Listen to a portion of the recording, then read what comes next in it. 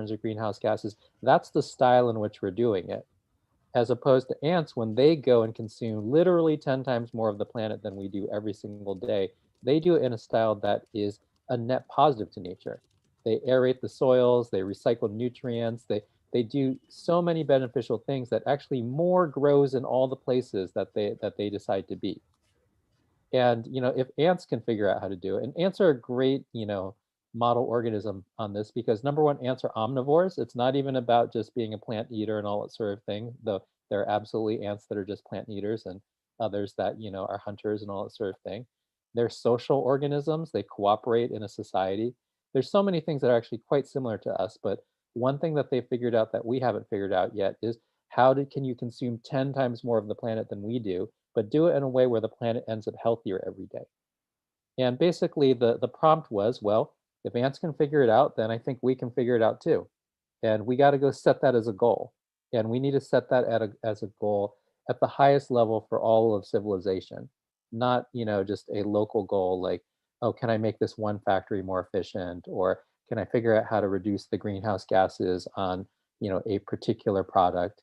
It's like, no, if you set that level of goal, then you just think about all the systems that add up to it in a very different way. And you start to think about the investment process way more holistically toward what it looks like for humanity to reach that goal. And I think that's the very optimistic way to go think about this framing.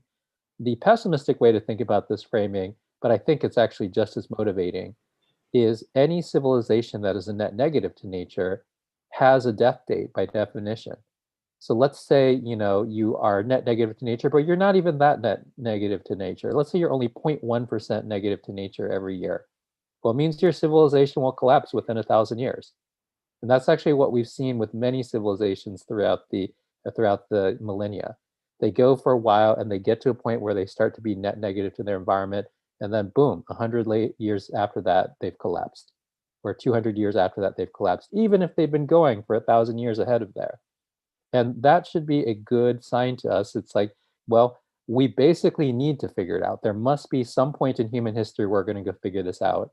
And the small ambition of this firm is, let's just try to set the example. Let's see what it looks like to try to figure it out, in this generation and not have to wait, 100 years.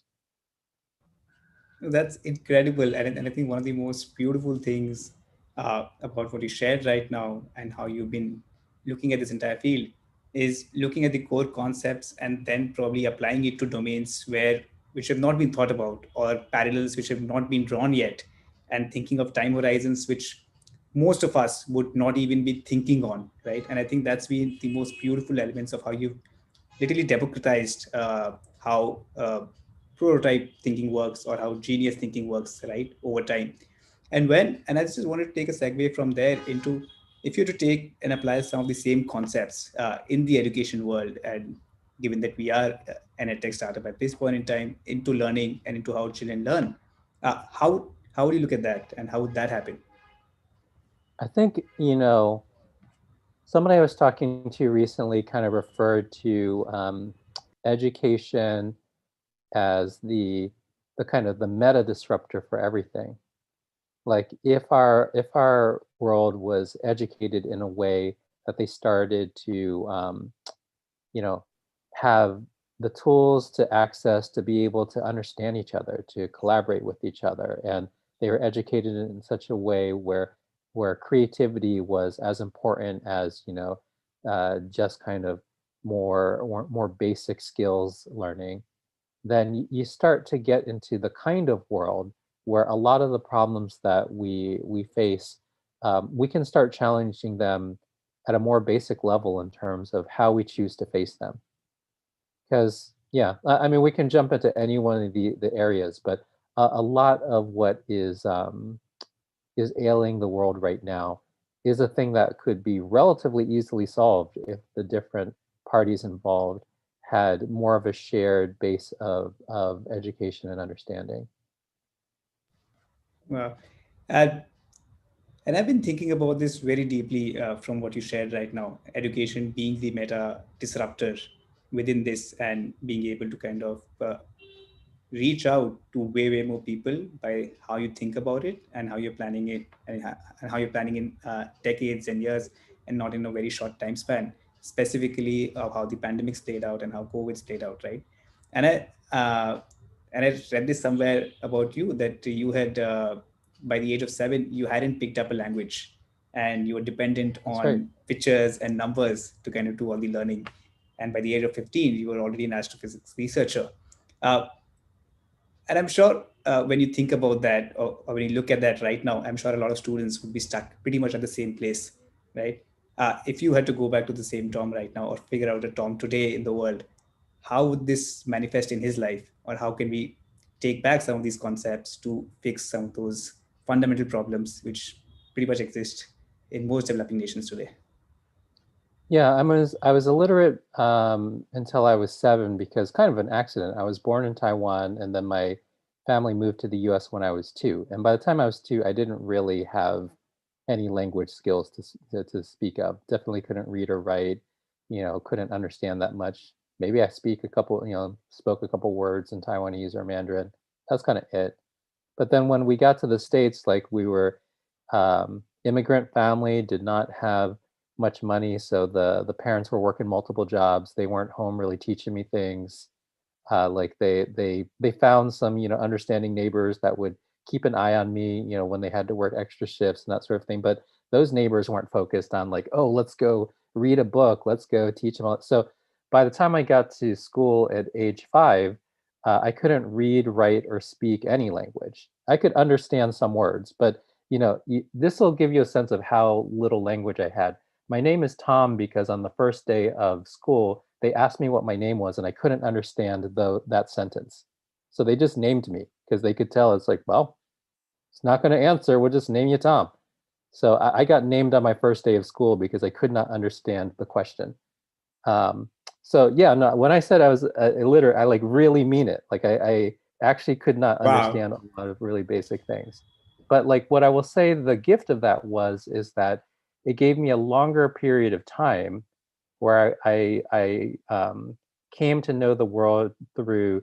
When I say pictures, I think about like moving pictures. Like I would see how something works. Like you see a little ball roll off a table, and you're like, and you're kind of like um, computing is too strong a word, but like you're using almost as like the basic unit of understanding, just the direct observation of what happened in the world.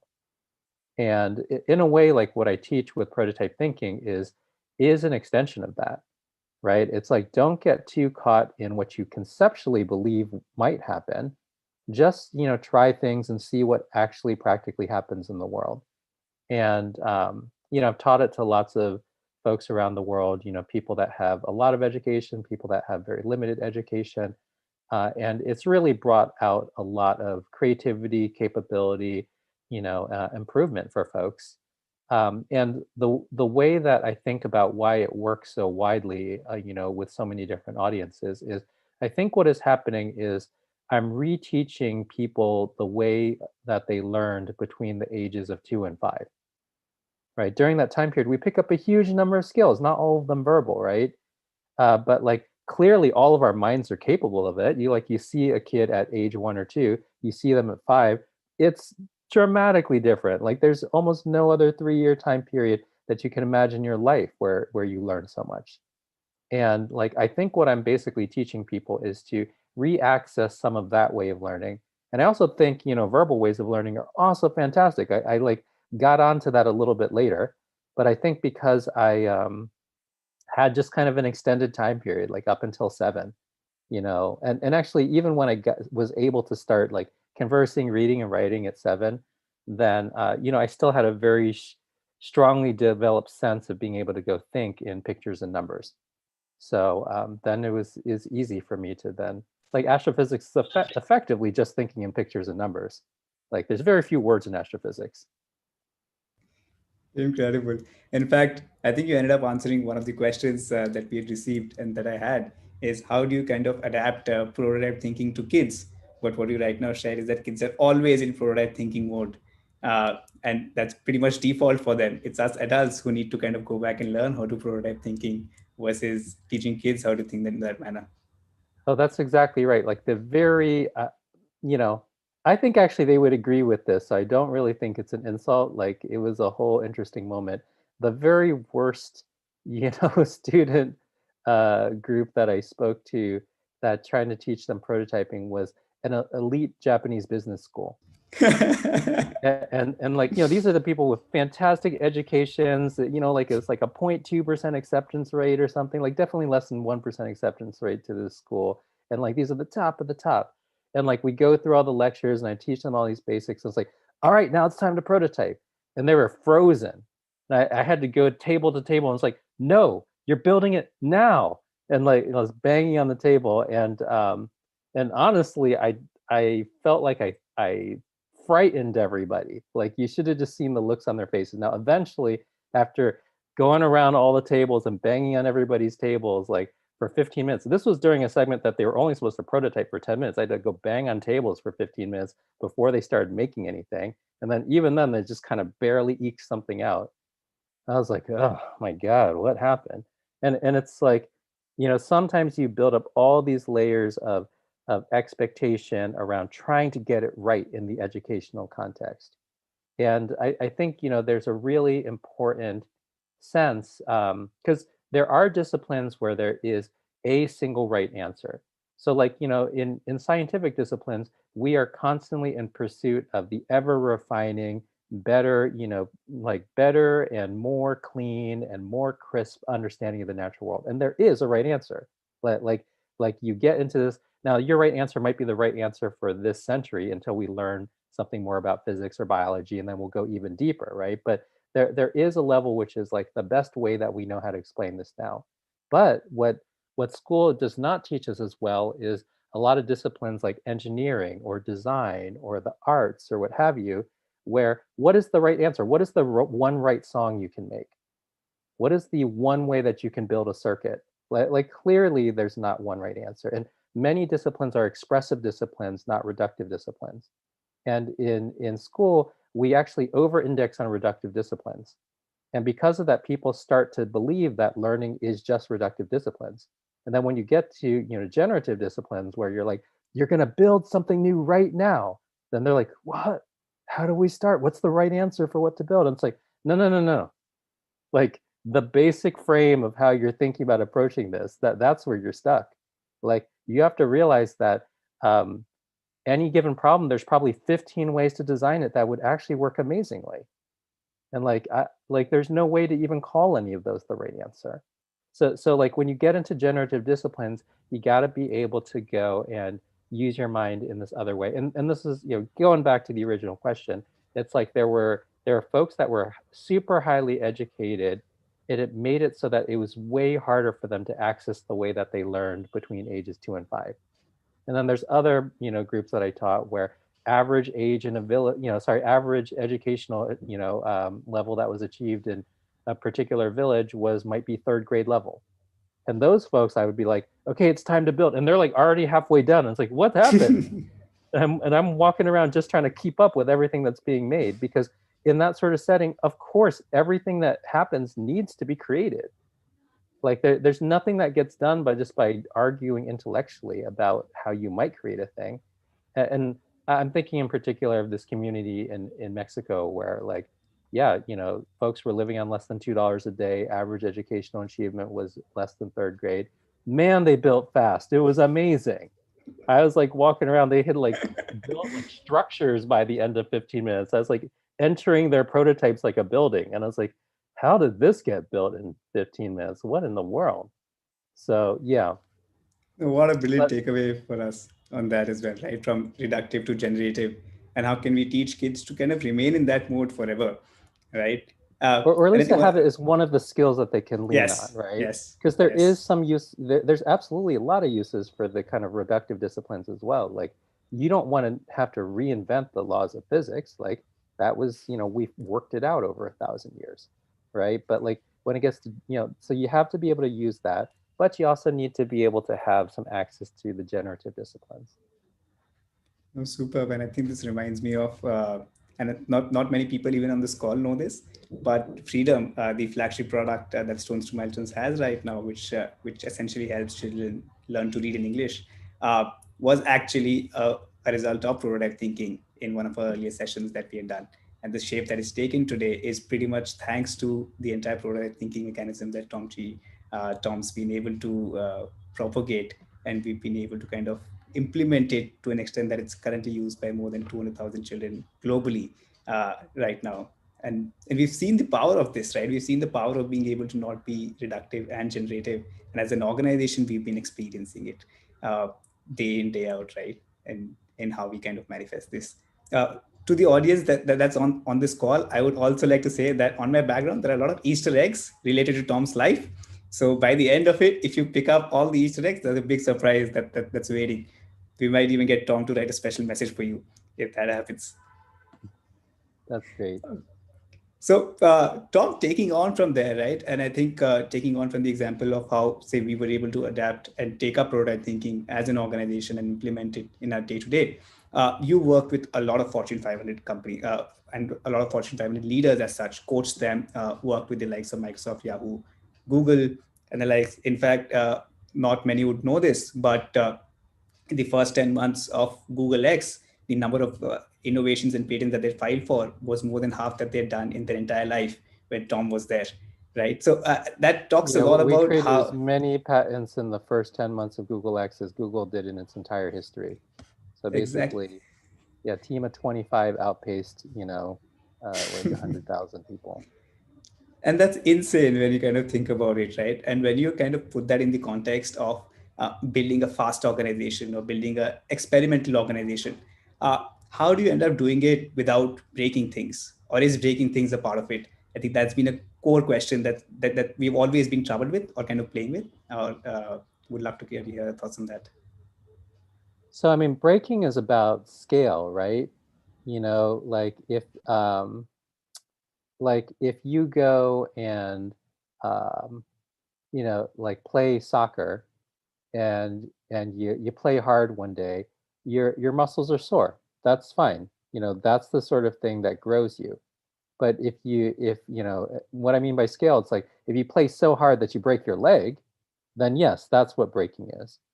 And it's like, I think like, when I teach rapid prototyping, part of the point of the rapidness is to reduce it in that zone where you're exercising the muscle and not breaking the bone, right? Like you're figuring out, it's like, oh, how do I go try it out? Really give it a shot, really give it a good run, but in such a way that at the end of the day, like I've strengthened it, I've exercised a thing, I've explored a thing, but I haven't like pushed it to the point where it's ruined the product or service, it's ruined the relationships that we've built to date.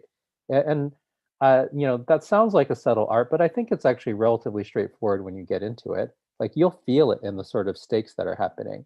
And a lot of times what I do with folks is, um, when people are real scared of breaking, I'll be like, okay, well, let's lower the stakes. Not because I don't want you to really try it, but let's get it into the zone where you don't feel like you're going to break a bone. Because people are like, oh, we can't show this. We're going to go offend one of our key customers. And it's like, no problem then. Why don't you go reach out to somebody who, has been your customer in the past but isn't right now, and just try it with them. You can't lose them as a customer again, right? It's totally fine. And that might be a way for you to exercise something that is, with somebody that is just as good a match of your customer, but there's nothing that's really risked there. I think there's a fundamental learning for us as well, right? I mean, there's always this conundrum between going fast and being able to experiment at the scale that we would want to. And you've spoken about how do you balance adaptability versus scalability as we go along, where the focus Mhm. should be on adaptability versus scalability, if I'm not wrong, picking up from one of your talks that I'd Yeah. heard. Uh, could you kind of elaborate on that? Is this similar to what you right now shared about when you talk about experiments and doing it in a controlled manner? So, right. So, a lot of times, as soon as you make anything in the tech world, or really if you make any kind of business, people will be like, oh, but does it scale? And then they'll use that as the, either like a barrier for you to even try the thing, or like a way to go shoot down something that might have some early promise, but, it isn't ready to scale yet. That's just the reality of it. But I think that that is over-indexed. I think like we're asking that question a little bit too much. And not because like you don't need to scale at some point, right? Like, if you like if a great idea doesn't eventually get, make its way out to lots of the folks that you serve, then that's just a real lost opportunity. But like, you shouldn't use the question, but will it scale, to be able to go shoot things down. And that's why, and a lot of organizations really design um, everything around, like, let's go build it for scalability. As soon as we do this, now we want to push it out to 100 million users, or whatever your user base is, right? And a lot of times I challenge them to say, like, no, actually, what if you design it for adaptability?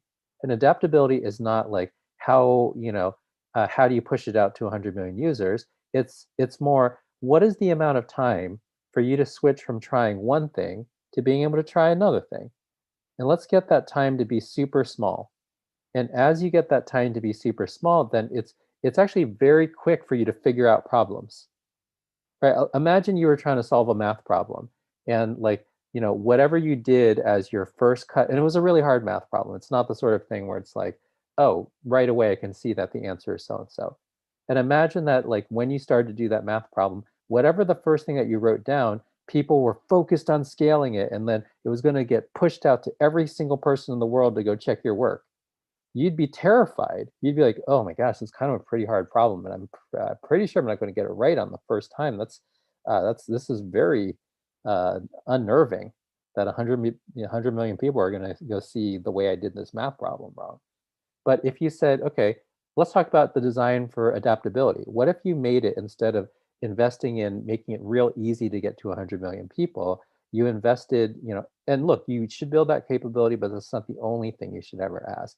What if you also built the capability, especially for problems that you haven't solved yet, to make it so that each time you try to solve that math problem, it takes less and less time.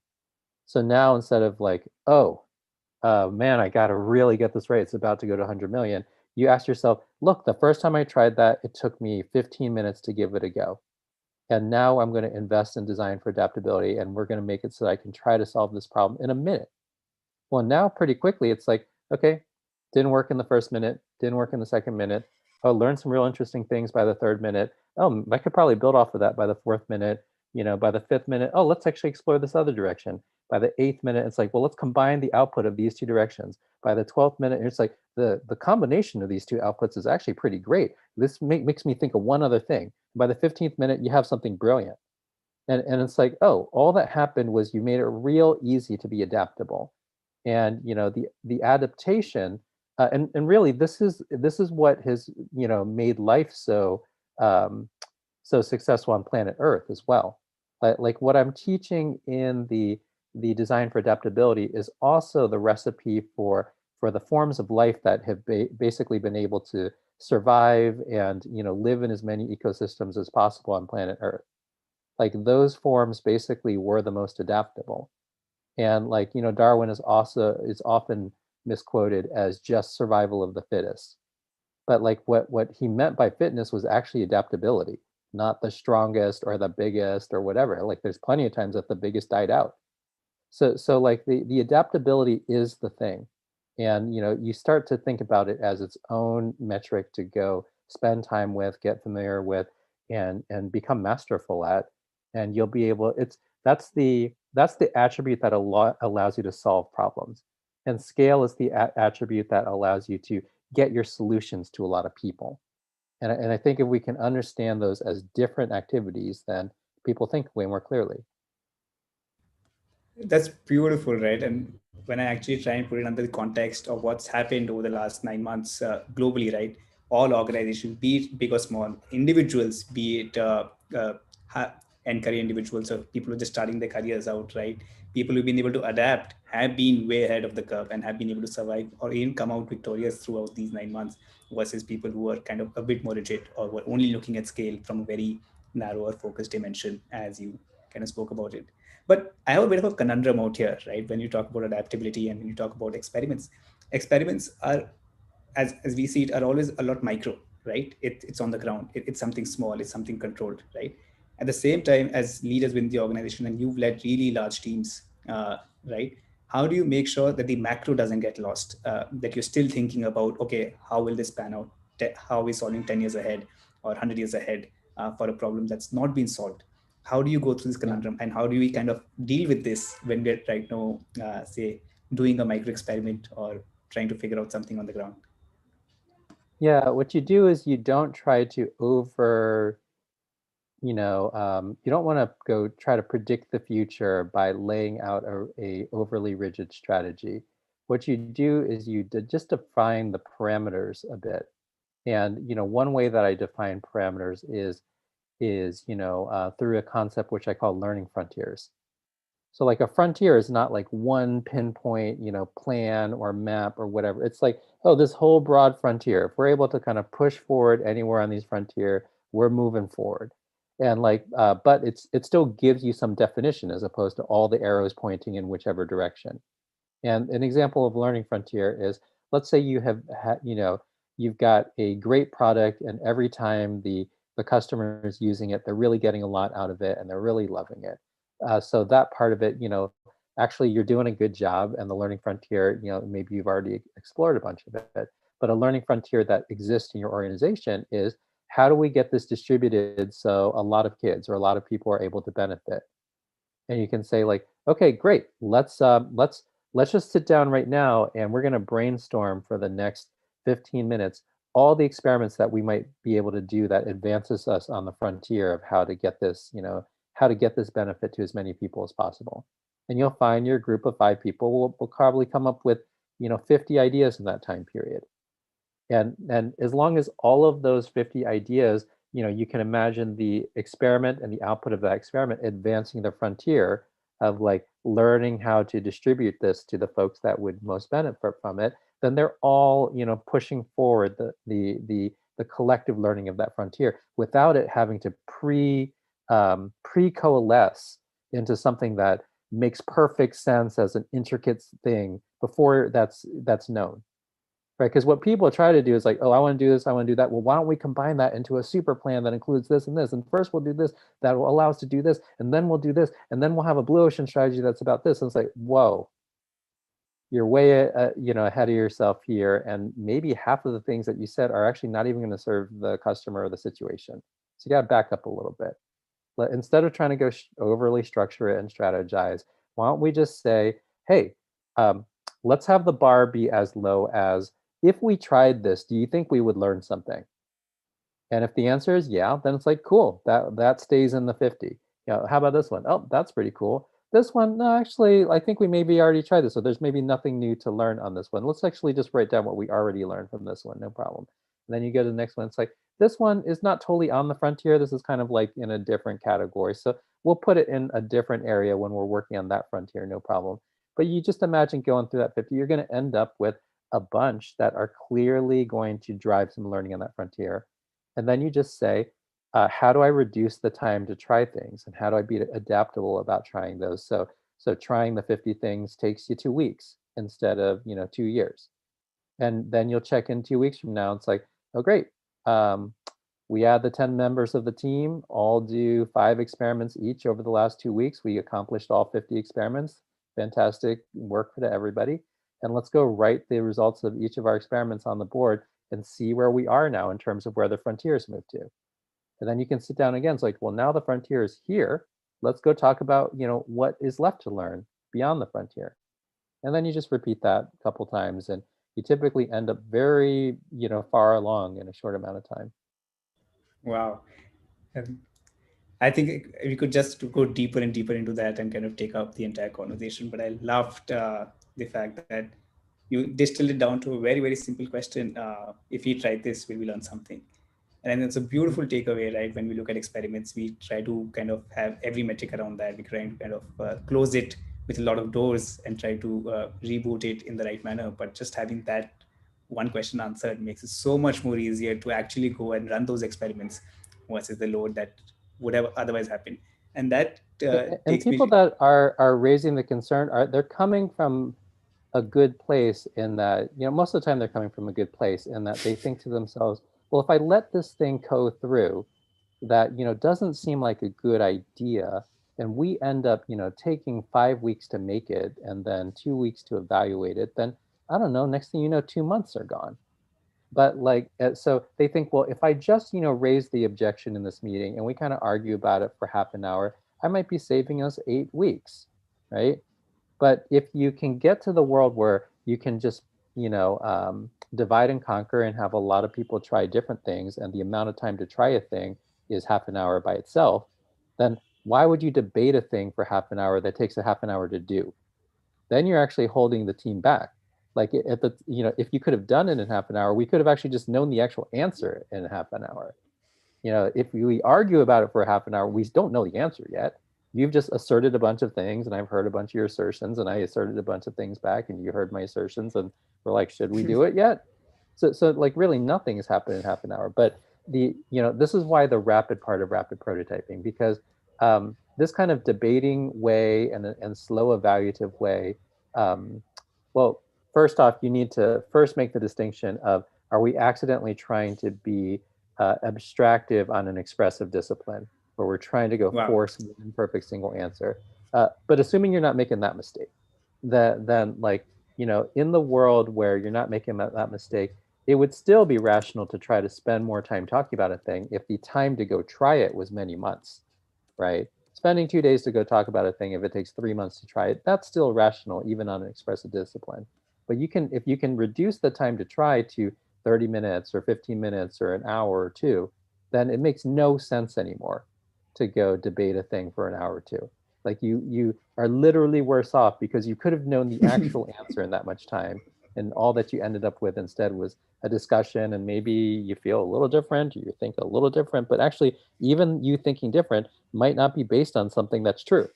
You might have been convinced, by the other person who's just very skillful at talking that, oh yeah, you're probably right. When in fact, if you were to try it, they were totally wrong. So like you can actually even take steps back when you spend that 2 hours, when of not doing it. So this is why the rapid part, if you make it, fast enough, then the cost becomes way lower to try than it is to talk. So is it fair to say being a faster organization and doing more experiments reduces the cost in your own head to do that many experiments, and you end up doing that faster, and hence you figure out way more things before a lot many more people, and hence some of the top organizations have kind of shown this time and again and been able to do that, and hence that's the reason why they are there at the top. Absolutely, and lots of different things I can share about this. So one thing that I often share with corporate audiences is, my calendar for the week for a lot of my teams that are like creating new things for the world. And a very normal feature of that calendar might be on Tuesday and Thursday afternoon, there might be a 2 or 3 hour block where we're testing with customers. And people look at this calendar and they're like, wait, you're saying 4 to 6 hours? There's no way I can add 4 to 6 hours to the week. But I tell them right out, it's like, if you add these 4 hours, you're going to save 15 hours arguing. I'm like, what do you mean? It's like, well, this is what happens in a normal organization. If user testing is very far away and you don't know when you're going to do it, you'll sit there and you'll debate it. And then it takes the whole week to debate it. And you come back and you're still debating. And then 2 weeks are gone. It's like all these hours of debating as to what to do. But when you have a customer test every Tuesday and Thursday afternoon, the conversations, that instead of becoming a week-long debate, sound like this. Okay, I want to do it this way. Well, no, I totally disagree. That's a dumb way to do it. It should be done this way. And then I'll just pause the team and be like, cool, well, can you try yours tomorrow? And can you try yours tomorrow? And they're like, yeah, yeah. And it's like, good. Then we'll just talk about the answer tomorrow. And that's the entire argument. Because like you're always either on the day of a user test or one day away from a user test. So there's never a point where people are, or if they need another day, it's like, okay, it's Monday, you need until Thursday to use the user test, fine. But like, let's stop having the argument, it's fine. So like all these things that would be very long, hour-long arguments in a meeting, like we'll stop that argument in 30 seconds and we'll spend the 40 minutes in the meeting to just make the thing. And then by the end of the meeting, it's like, oh, well, we got the thing to test now because you made yours and I made mine, and whatever, the boss made a third thing, it's fine. And like that's it. That like it just, you skip all the arguing, which could have easily taken that 40 minutes, and you just made three things in the same time period, and they'll all be tested tomorrow. it really does save a huge, like, people add the 6 hours or 4 hours and they're like, why do I have so much time now? Like, there's like 10 more hours in the week that I don't even know what to do with. Like, should I take up a hobby? Like, what do I do now? And you end up kind of breaking all the hierarchy, all the group thing that might still exist or that might be present within the organization or within individuals, right? And I would, at this point in time, would love to take a segue into something that's really close to our hearts. So as we are building out this mission, the idea is to build out a company, and one of our core values is joy of working, right? And how do you Hmm. not compromise joy of working while you're doing everything that you can to make the mission successful, right? And not at the cost of performance, definitely, right? And I've heard you talk about company vision versus life mission, and how does one work to integrate that, or what are you or your views on that specifically? Yeah, absolutely. So I draw like a simple Venn diagram, and it's like this is the company's mission, like the things it needs to advance in the world, versus your life's mission or your life's purpose. And I talk about a couple different scenarios that are a problem, and then like where the healthy zone is. So, like, first I draw as a Venn diagram where there is, the subset of it is overlapping, because some people are like, oh, the perfect job is the thing where every single second of the job completes everything in my life mission. And it's like, no, there's more to life than just getting your job done. Like, you've got your family, you've got your friends, you've got your own personal development, you've got things that you love and care about. You've got, a book that you love, you have a TV show that you can't miss because it inspires you. Like, those are not about getting your work done. It's totally fine for life to have a bunch of things. And if there's nothing in your work but life, if there's 100% overlap between, your work and quote unquote everything in your life mission, then you probably did not really spend very much time understanding your life. So do not try to go make a life where 100% of it is you try to deal with 100% of your needs at work. It's too much. So, like, first off, don't make it 100%. Second off, don't make it 0%. Don't make it less than 10%. That's too low. That's you coming in. It's like, well, I don't really like the job, but like once every 3 months, there's like a moment where it's like it was pretty good. I was like, oh, well, I mean, it's overlapping a little bit, but really, it's a little bit. It's like 1%. It's like 3%. You're starving. Like something between like 10% and 40% is pretty healthy. You go to work, you know that, every single day that you're working, part of your life mission is advanced. You go home and you play with your kids or you hang out with your friends, and part of your life mission is advanced. And like that's where, that kind of completeness comes from. And it's less about balance per se, because I think that makes it overly quantitative.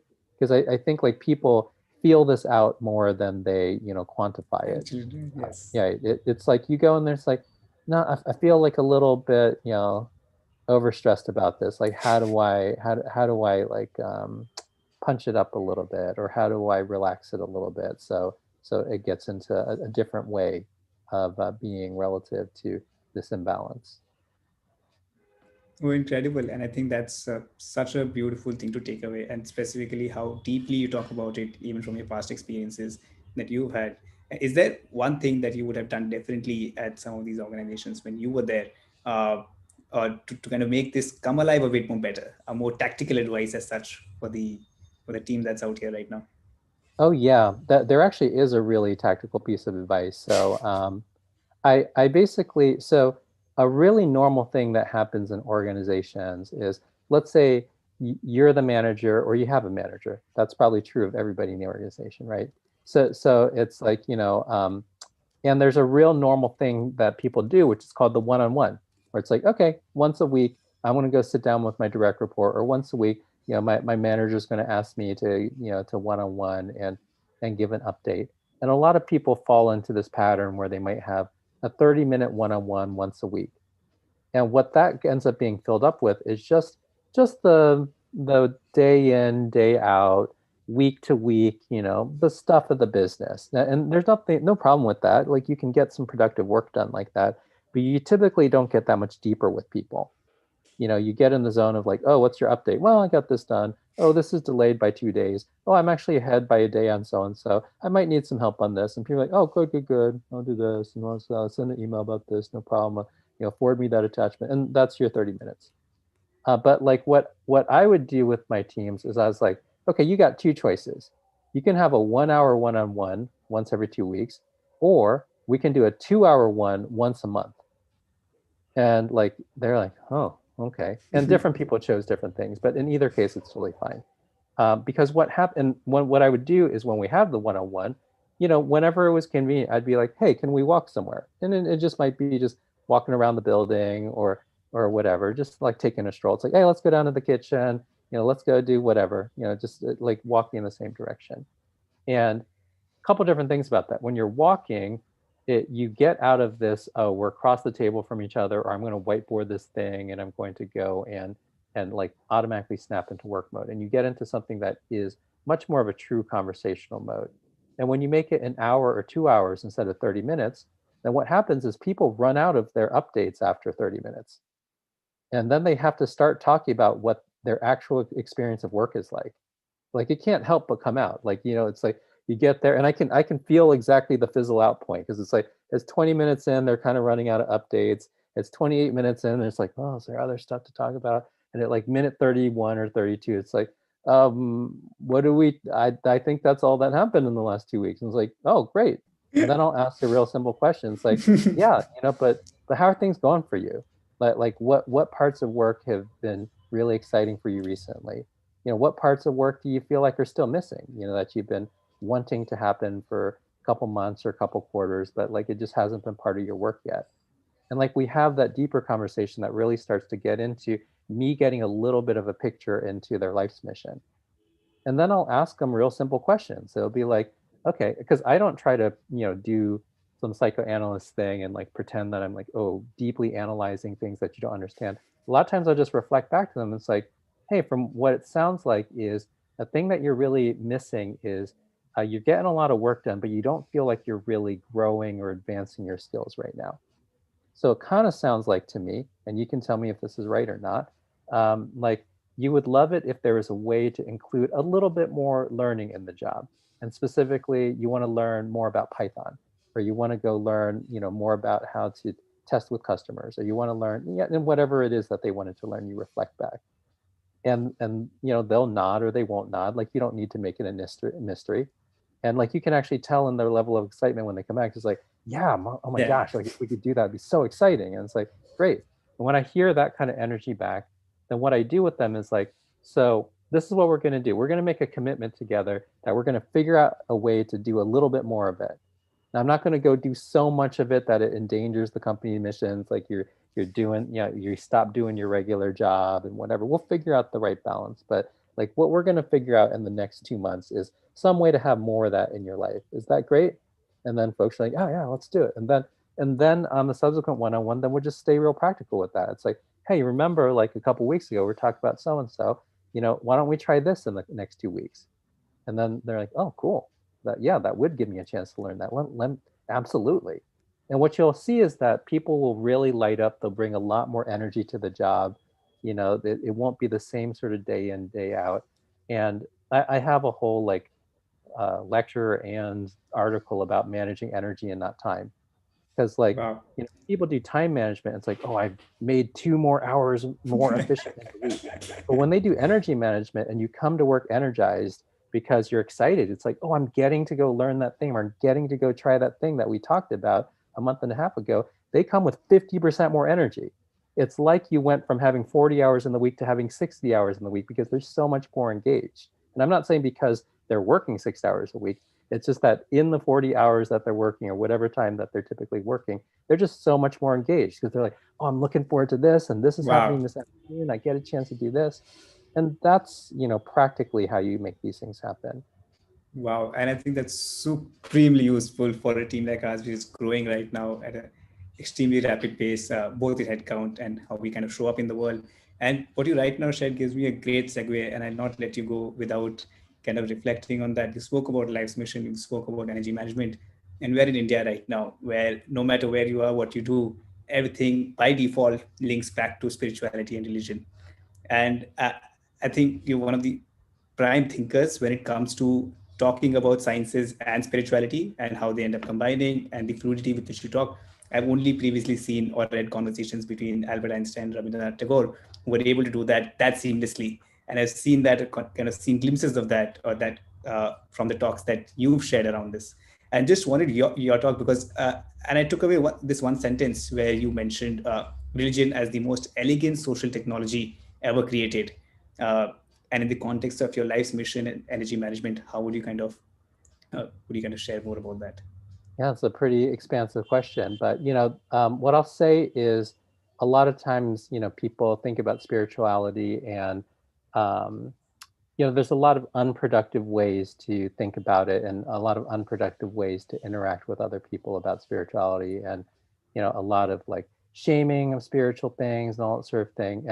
And for folks that are shaming spiritual things, I really try to simplify it. It's like, well, instead of thinking about spirituality as a thing that's like very abstract and not based in science by definition and is about superstition, all those sorts of things, imagine spirituality just referred to anything that raised or lowered your spirits. Because you know what it's like. You come in the morning, you're like so spirited and you're so energized and life is amazing. And imagine there's practices that you do that lift your spirits. And like whatever practices you do that lift your spirits, that's your spirituality.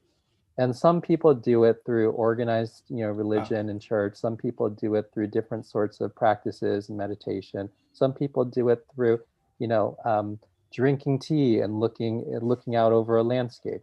These are all things that practically lift your spirits.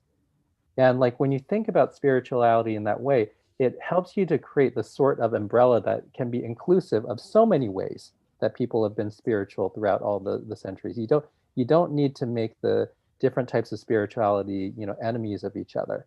Because you can sit down and you can be like, oh, I get how you do it in this culture. I can see how this would lift your spirits. That's really exciting. And let me teach you the things that I do that lift my spirits. So that's one thing to go help the folks that are real scared of it. And then what I do from the science side, because a lot of folks that are spiritual look at the science side and it's like, oh, that is the elimination of all magic from the universe, and these are the things that like you don't believe, you only believe in numbers, you are not a person of real heart. And it's like, whoa, that's just as shamey and terrible as the people that are writing off of the spiritual people. That sounds a little bit off too. And like what I try to show them is when you really dive into the deep understanding of the universe, then what you just find is endless layers of beauty. And you find endless layers of things that lift your spirits actually. And like part of like what's happening here is like you haven't had a chance to really go into those layers. You've like shut it off because there was an equation on the board, or you shut it off because it sounded a little too technical. And that's why in my talks where I'm trying to go make that bridge, I try to use very straightforward language, but all in ways that like very directly connect with science that we've discovered over the millennia.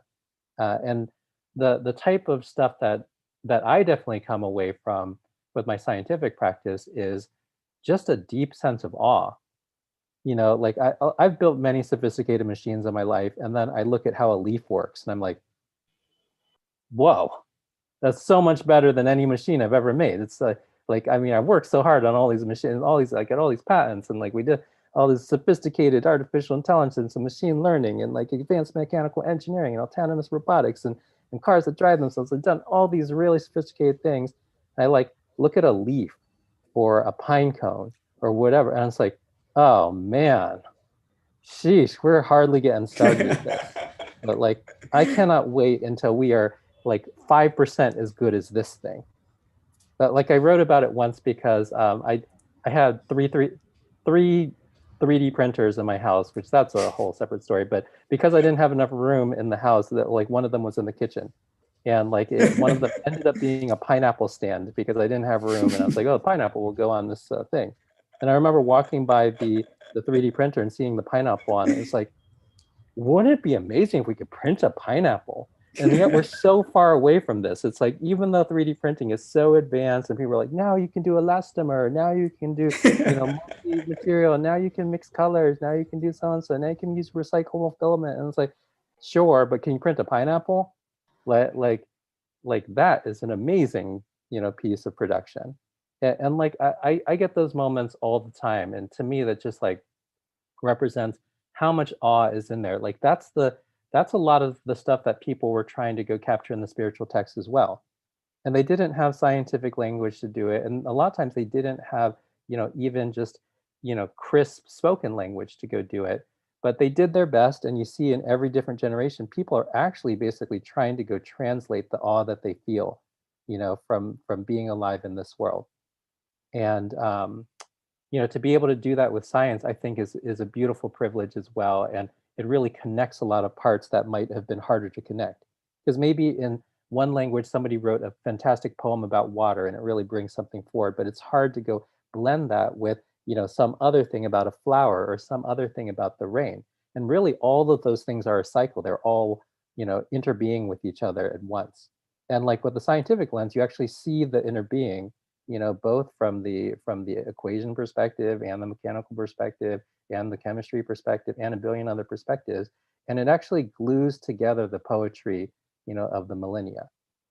So uh, I know that not everybody has that relationship to science. I think like when you get to see enough of it, you just see how it connects the poetry of the whole universe. It makes all the different things that we've been doing, to understand our lives and the universe make sense together. Wow. I think I'm kind of speechless at this point in time. I can't think of a parallel where in a 1 hour conversation we could go from discussing one-on-ones to being net positive to nature, then to work-life balance, and closing with joy of working and spirituality, all in the same context, and being able to kind of give back tactical advice in between and going macro and giving back much larger long-term horizon views to people to take back. I think this would definitely has positively changed me, and I'm hoping everyone's been able to take away something or the other from this conversation. I know there are a lot of questions that have come in. We might not have the time. Tom's only with us until the next 4 minutes, so we can. I'd love to open it up for just one question. Just one question. If we have someone already, Aditi, can you help me out with that? We've had lovely questions on the group, and I think you know one that I like one that I like is about what is the role that we as leaders have to play to ensure that we are impact friendly, uh, doing well for our people and doing well for our customers, all Hmm. while kind of indulging in practices that end up raising our spirits on a day-to-day basis. Yeah, you know, like there is this sensibility of the responsibility of the leader, and it comes from a mold of leadership, which is absolutely one of the ways you can be a leader, but it's certainly not the only way. But I think we've made it overly dominant in current society, where it's like, oh, the leader is the person who gets in front of everybody and has the right plan and like has worked out the things and it's the strong leader that knows better and all that sort of thing. And look, there's situations where that works fine. I'm not even trying to say that that's an invalid form of leadership. It can work in a lot of situations. But I think if that's the only way that you understand leadership, then you feel a lot of pressure and anxiety in the moments where you don't know. You feel a lot of pressure and anxiety when things aren't going well. And like, there's a different kind of approach to leadership that I try to share just as an alternative. And even this is not the only alternative. I have a couple dozen different alternatives here, but this one I think is useful, which is thinking about leadership as just, illuminating shared possibility. And like, and people like look and they say, oh wow, yeah, that is a thing that we could do together. That's really amazing. And like that makes it so that it's possible to include your whole group and the world, right? You're illuminating the shared possibility together. And it also means that you don't need to have the perfect plan. Like part of the process of getting to illuminating the shared a shared possibility is to go ask people. It's like, what do you see as the possibility? And just being kind of a collector of what they're saying. And then you're like, look, a lot of this is shared. Why don't I just come back and point out all the stuff that was shared that people just say?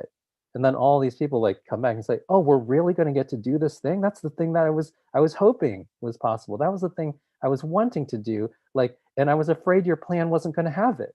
And it's like, well, I was just looking for the shared things that everybody was saying was really going to lift their spirits, change their lives, like do something that they're hoping to be able to try or do or see or experience. And you think about this as like metaphorically, you can imagine it's like the old school leader is the person that's got the one big torch and they're standing in front of the crowd and it's like, follow me. And then and kind of illuminating shared possibility is, I'm going to go light everybody's candle. And now the whole world is lit. And that's the way that we're going to see the way out. Wow. Just wow. Such a beautiful note to kind of end this conversation on. But before we end, just Tom, were you able to find out a couple of Easter eggs relating back to you? I know the competition is open for the team, but just wanted to check if you've been able to figure out a couple. I don't know if I can zoom into your thing enough. I need to focus on speaker view, and then I need to go pin it. I'm gonna fail this competition. It's totally fine. No, that's fantastic. I don't know. It's okay. Super. So you're gonna need to tell me. It's no problem. So we'll give this image back to you, and we'll let you come back on that. One definite one you can see out here is just about @One Ventures. That's the easiest nice. one I can give away. That is our logo back there. That's fantastic. But yeah, so I think we're gonna, for a long time to come, we'll be reflecting on this recording, this talk, and I do see myself coming back to this in the future to kind of just draw inspiration in the way you think, in the way you kind of respond, and in the way you kind of show up, Tom. And thank you so much for being out here with us. I will link back to all the other talks and courses that Tom talked about. Tom has a couple of courses coming up in January on prototype thinking as well as future skills. Tom, you want to share about that very quickly with the team? Yeah, the future skills is basically, I had a lot of people, really anxious about, what happens in the 21st century. Like, do we lose all the jobs? Do AI take it all? Does the climate collapse? All these sorts of things. And the future skills are basically like, well, here are a bunch of the skills, that are going to be really critical for the 21st century, including things like, being more mentally agile and adaptable, but also, things like, I call them the 4 C's, the things that robots and AI are not going to be able to do particularly well, but through which I feel like a lot of the jobs in the future are going to be built on. And the 4 C's are creativity, compassion, critical thinking, and community. And like, if your job like helps to advance any of those 4 C's or a combination of them, you're very unlikely to be automated. And there's a lot of good to bring to the world. Wow. Even in the closing, you gave us something to take away. Thank you so much, Tom. And do kind of check for his courses. I've personally done the prototype thinking course, and I cannot recommend it highly enough. It will change how you view the world, how you view your own life, how you view your job, how you view your company, pretty much everything around you. Thank you so much, Tom, for taking our time on this 12th anniversary, for being with us. Truly appreciate it. Thanks a ton. Congratulations on your 12th anniversary, and it's a privilege to be able to chat with you all. Thank you so much, Tom. Take care. Bye-bye. Okay, bye-bye.